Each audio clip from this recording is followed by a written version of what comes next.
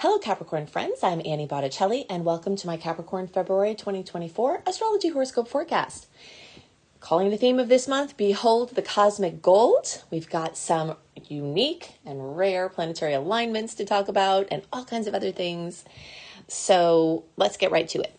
This is for you. If Capricorn is your sun sign, your moon sign, your rising sign, or any other Cap placement that you're watching for, what I'm going to talk about here is part of your astrological picture.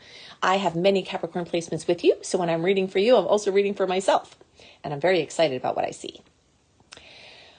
If you are on the podcast now, you can see the picture of the chart that I'm using as the thumbnail to the podcast, okay? I've recently done that just this month, in case you just want to have a peek at what I'm working off of. If you want to see me drawing on the chart, I am doing that on YouTube this month, so you can find me Annie Botticelli on YouTube. Okay, so here's our little list of things to keep me focused. The first thing I want to start to talk about here is that the Capricorn frenzy continues. If you're looking at the chart, you can see Venus, Mars, Mercury, all in Capricorn still at the beginning of the month. This is rare. Usually as January passes, our Capricorn time passes, but this year we've got a lingering of the energies of discipline and focus and action coming into February. And this is really good news because January was covered in retrograde. So even though you would be ready to take action, and there are some things you could have taken action on, like doing your taxes in the backdrop, like organizing things, there was the cloud of Mercury retrograde, and trying to get things going might have been a little bit more difficult until the end of the month. But not only do we have the action-orientedness of Capricorn drizzling into the first part of February, we also have a very rare time, a very rare alignment, where not only are we free from personal planet retrogrades and the shadow periods, Mercury, Mars, and Venus, also every single outer planet in the cosmos that we use in Western astrology are all going direct. All of them. Jupiter, Uranus, Neptune, Saturn, Pluto, everything direct. So it gives us some important dates. Now, the time that we're free from personal planet retrogrades and shadow periods is from January 21st through March 20th, okay? And this is important to note because it's much easier to set your boats afloat or do your launches or do your big projects that you want to be out for a long time, or move or make big commitments, or, pretty much do anything. Big plans, big travel plans, engagements, parties, weddings. All of those things are much easier when we're not in a retrograde or the shadow of retrograde. And all of February is that time, okay? January 21st to March 20th. So you want to make the most of this window because at the end of the year, we're also going to be dealing with Mars retrograde, besides, of course, multiple more Mercury retrogrades. If you like my retrograde calendar a year ahead of time, a retrograde and direct calendar a year ahead of time, you can see my secret star portal at anniehelpsyou.com. But for now, I can tell you this window, all right? And this is what you can use. Now, another very important thing is that from January 27th, through May 2nd. Now you see these dates, there are some periods of time where these dates coincide, the January 21st to March 20th, where not only are we free from the personal planet retrogrades and shadow periods, we also have all the outer planets going direct, but we have an additional window of January 27th through May 2nd where all the planets are going direct. So, all the outer planets are going direct. Okay, so this is just something monumental, something that will bring catching up, basically. If you feel like you've been behind on things, and things have been stagnating, a lot can happen in a short amount of time, and you definitely want to use this energy, okay? And at the beginning, you also have these very focused, disciplined Capricorn energies, which that's going to change as the month progresses. All of this, Venus, Mars, Mercury, Pluto is already there, the sun's already there, will be in Aquarius. So this will be a lot more distracted, a lot more diffuse, a lot more social rather than productive, unless you are being socially productive or productive in the social realms. But the energy will definitely change. So if you have tedious tasks, you may want to wrap those up by the beginning of February. So as the Capricorn energy shift towards the early part of the month, we do shift into this unusual time of having all of these energies in Aquarius, including the new moon. The new moon is going to February 9th at 20 degrees of Aquarius. So that will add to this Aquarius party. And guess where all of this Aquarius energy is going to be? In your second house of money. Hence the title, Behold the Cosmic Gold. All right. So you've got a planetary alignment of Venus 1, Mars 2, Mercury 3, Pluto 4, Sun 5, New Moon 6. 6 bodies or events in your house of money. So that's really a big deal. That's going to help to give you possibilities along the lines of all of the personalities of these planets. So Venus is money itself. All right. Mars is impetus, action, oomph, ambition, the readiness to do what has to be done, and the planetary and starry alignments that you need to get things done. Mercury is news and information, also education. If you need to learn something to help you make more, or learn something for your investments, or learn something, the second house is going to have Mercury blessing it. The sun lights it up. Imagine a dark room with a spotlight. You can see the pretty things that are already there. So you can see the beautiful things of your finances and your material world. But the spotlight also lights up the things that are a problem, the peeling paints, the mismatched curtains or something that have faded over time. So if you have something in your financial consciousness or your money house that needs to be dealt with, the sun can also bring that to your awareness. And this is very exciting. Okay, so I call this second house the house of practical magic, because this is where you can put all of your manifesting, all of your ethereal, hopes and dreams, all of your asking for guides and everybody to help you into the realm of the very, very material, very, very obvious and tangible. So this can have to do with things coming in through your senses, all your 5 senses, things that you can enjoy, food and, beautiful sounds and vistas and, how you take things in from a sensory perspective. And this can also have to do with the energy of sustenance, creating sustenance for others, having sustenance for yourself, and emotional and financial security. All right. So this is a house of values also. So, you may be reprioritizing, and this is an amazing time to set a new budget, to set new priorities, to see if the amount of time you're spending on each thing in your life corresponds with how much you value it. We will often wake up one day and say, wow, I'm spending 90% of my time doing this thing that doesn't matter as much as the rest of these other things. And this is your time to readjust and replan and re-strategize and put into action. Okay, so this isn't just the planning, this is actually the action. This is the time where you may need to speak up for your needs.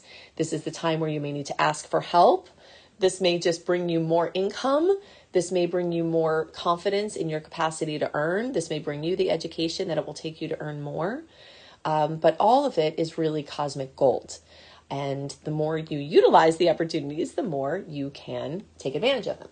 Now, there's another layer of this storyline.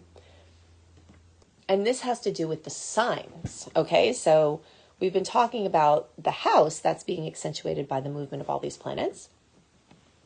And now let's talk about the sign they're in. That's the mood they're in. Okay, it's like the party has this type of mood. It's like it's a planetary party basically with all of these energies coalescing. So the 11th house has to do with teamwork and getting the things that you want in life by combining with a group, and the power of the group to achieve goals that individuals can't go as far with themselves.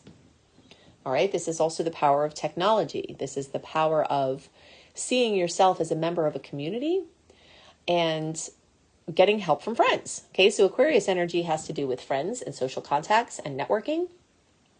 So there may be financial leads for you if you go to that networking meeting. There may be a job for you if you show up to that lunch that your friend invited you to. That kind of thing. Social opportunities are going to give you financial opportunities at this time. And if you need something financially, you may find it through the venue of the group. Or you may find it through the venue of technology. Okay, so there are lots of opportunities. The energy of AI is the energy of Aquarius. And so this, you may have opportunities having to do with AI at this time, of how it can streamline your business, of how it can make your life easier, And, anything having to do with the technological advancement is here. This also can have to do with humanitarian projects where you're putting the power of your money and resources behind something for the group. All right, so this is a very materially focused time, but it's also a very others-oriented, community-based type of thinking. One other important point here before we move on is that Aquarian energy rules the wacky, the wild, the wonderful, the weird, the non-traditional, which is everything that Capricorn energy is not. So if you are a person that has achieved your financial goals through the venue of Capricornian, discipline, hard work, time put in, traditional values, you may find that at this time, if you're stuck in a rut, or if you need to advance, or if you're ready to do something different or something else, change jobs, change directions, or just add a new layer to what you've already created, you may find that the weirdness, the unique ideas, the non-traditional, the sudden lightning strike insights might be what guides you at this time rather than, the traditional principles. And this is also lending itself to the thing that frustrates Capricorns the most, which is sudden success. Even though Capricorns love success, sometimes we might get irritated if somebody, right, has success when you've been working for a long time and all of a sudden they didn't do any of that stuff and they're successful. But you could be that person now. So if you can open up to those possibilities, you can align with something just suddenly working out for you, and it will have to do in this material arena. Now, this can also have to do with material things that you buy. It could be solar for your house, or it could be a car, or it could be, something of material value to you that you've been wanting. This is an ideal time to make big purchases because all of the stars are direct and we don't have the shadow periods that mucky things up. It's easier to see and understand contracts, and it's easier to make commitments if you have a payment or something like that. And things want to manifest for you. So if there's something you've been working on for a long time, it could just show up all of a sudden and be there all of a sudden. Let's say there's a perfect car for you. Imagine it in your driveway. Imagine what it feels like. I did this when I manifested multiple of my cars, actually. I just every day would imagine this certain car in the driveway. I saw myself going through. I even went to test ride it so that I knew what it felt like so I could add to my imagining. And within a month, I had the car in my driveway and it was mine. So this is a time where you can use tools, again, that are not particularly Capricornian, but you can use the Capricornian discipline for manifesting. So this is a magical time of very fast manifestation. Okay, so let's go down our list here. Next, we've got eclipse season. This is a very big deal. We have been out of eclipse season for a couple of months. We were in eclipse season last fall, or spring for you all down under. And boy, was it intense. That wrap up of the Scorpio-Taurus eclipse cycle was a doozy. I know October was a mega difficult month for many people. And then we sort of started to have a break from it. Things just sort of settled into the new norm. And now we have eclipse season again. Okay, so eclipse season now is going to be from February through May 2024. And that is because eclipses tend to rear up around 6 to 8 weeks before, or 4 to 6 weeks, sometimes it could be longer, but 4 to 6 weeks before each of the eclipses. So the first eclipse is a lunar eclipse, 5 degrees of Libra, March 25th. The second one is a solar eclipse, 19 degrees of Aries, April 8th. So we've got 4 to 6 weeks before then and 4 to 6 weeks after then, hence the February through May eclipse season. Now, to put things in perspective, this eclipse season was active starting 2023, early 2023, and it will go through early 2025. We'll go into this deeper in the March and April reports, but I just want to give you a little bit of context. Okay, so Libra and Aries, I call them the me-we polarity. Okay, Aries, me, Libra, we. They have to do with every combination of you, your own autonomy versus you in partnership, codependency, independence, interdependence, shifting around of relationships, breakups, makeups, new relationships. All of that is the theme of this time. Now, there are other themes that have to do with each of the signs. Okay, so specifically for Capricorn, the houses accentuated are the 4th and 10th houses, which relate to home and housing and real estate and family, versus career, work, employment. This is also the mother-father, parental polarity.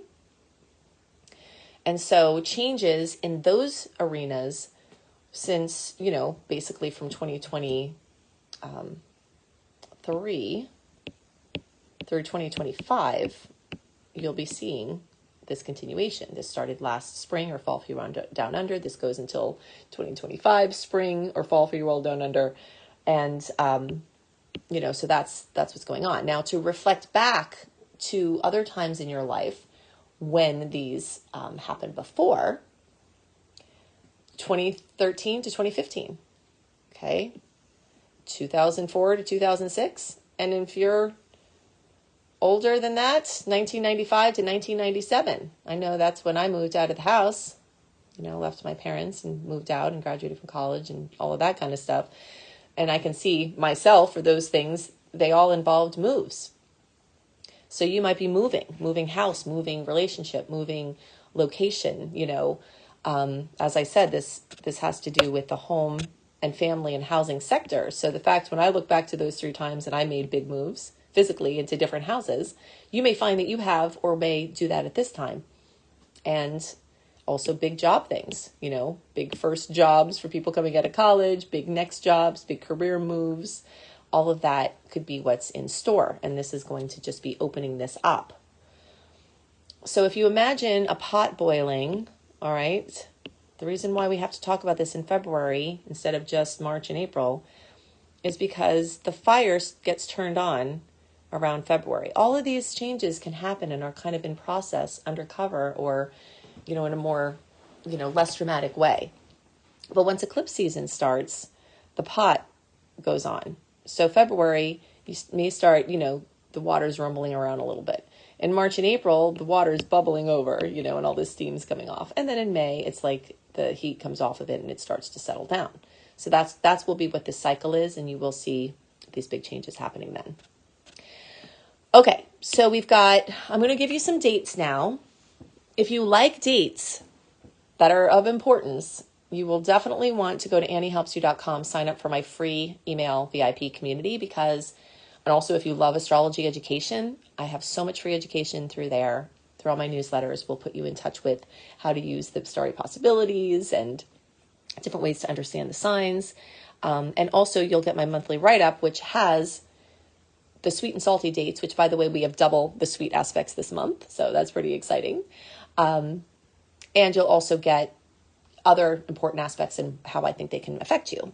But I'm going to give you a few here, and you can go there if you want more. Full moon in fellow earth sign, February 24th. So the days around February 24th, new beginnings in the energy of Virgo. The energy of Virgo relates to the 6th house, which has to do with your daily work, pets, your health, your wellness, the things you do every day. And for Capricorn, the energy of Virgo and the energy of this new moon will light up your house of Sagittarius, which has to do with adventure. So you may find yourself having an adventure or broadening your horizons or advancing in some education or stepping into teaching or having some spiritual understanding or expanded insight. So it's a time of great optimism, and this will try and make the most fabulous aspect in all of astrology with your placement. All of the caps can get benefits from this, but you early degree friends, so basically December born, you're more likely to get a notable outcome from this. And the closer you are to 5 degrees, the more you'll get that kiss. But pretty much everyone in the December born spectrum will, have an advanced chance of manifestation from this. But if you're not in that zone, don't worry. It's fully available to everybody, and it's still making a nice blessing for you. Look out on the days of February 8th and 16th and the days around those days, because we've got 2 clashes with the planet Uranus. This is a very Uranian month because all of that energy in Aquarius is ruled by Uranus. So it's shocking, it's jolting, it's electric. This is a very electric month. And these days, there are specific squares. First, the sun in Aquarius, square Uranus on the 8th, then Mercury in Aquarius, square Uranus. And those are going to be specifically shocking. So it's like, it could be surprise news. It could be, information or discoveries that upset stability and balance. It could always turn out to be a good thing. Sometimes a shock, is a shock, but then it's like, whoa, okay, that could be kind of good. It doesn't necessarily have to be something bad, but it definitely can be a negative surprise. But it also can shock you out of a pattern that might need changing, so you can look at it as a positive in that way too. If something comes to light, it may be something that was under the surface that now you realize it needs some attention and you can work it out. All right, so look out for those days. Don't be cleaning the toaster oven with it plugged in. Just kind of watch out, especially for electric things. Don't walk in puddles by downed lines. If there's a storm, things like that. Okay. In the days around February 7th, we've got Venus in your sign Capricorn trine Uranus and Taurus. So this is big money manifestation energy, just like the themes that we talked about with your second house. And, really what's not to love about a sudden sweet surprise in the arena of love and beauty and money and self-esteem, right? So this could manifest as like a gift or a purchase of a long-awaited item, kind of similar to some of the things I talked about earlier. Ideas could zap in, at this time. Or you could align a business move or a money move with these energies, okay? So since you've got some of those shocking energies in the days around this time, just kind of look out, and if things are weird, you may want to hold off.